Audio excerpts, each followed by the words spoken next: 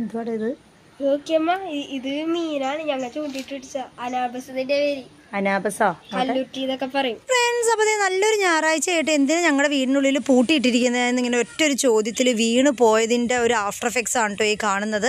അപ്പോൾ എന്ത് ചെയ്തു, ഞാനും കുട്ടേനെ ഒരു ചെറിയൊരു സമ്മതം കൊടുത്തു. കാര്യം നമുക്ക് ഇവിടെ നിന്ന് നോക്കിയാൽ കാണാട്ടോ, ചെറിയൊരു പാടാണ് നമ്മുടെ ഇത് വഴിയുടെ തൊട്ടപ്പുറത്ത്. അപ്പോൾ അവിടെ പോയി എന്നാൽ മീൻ പിടിച്ചോടാന്ന് പറഞ്ഞതിന് ഇത്ര അധികം മീനെ പിടിച്ചിട്ട് വന്നിട്ട് ആ ഒരു ഫ്രിഡ്ജ് ബോക്സിനകത്ത് കൊണ്ടുവന്ന് കൂട്ടിയിട്ട് ഓരോ മീനെ കൊണ്ടുവന്ന് എൻ്റെ ഒരു ചോപ്പറാണ് കേട്ടോ, അതായത് ചീത്തയായ ഒരു ചോപ്പറാണ്, അതിൻ്റെ ഉള്ളിൽ കൊണ്ടുവന്ന് ഇട്ടിട്ട് കാണിക്കുന്ന നാട്ടിൽ ഓരോ മീനെ പിടിക്കുമ്പോഴും അതിൻ്റെ പിന്നിലെ കഥ പറഞ്ഞിട്ടാട്ടോ അവൻ പറയുന്നത്.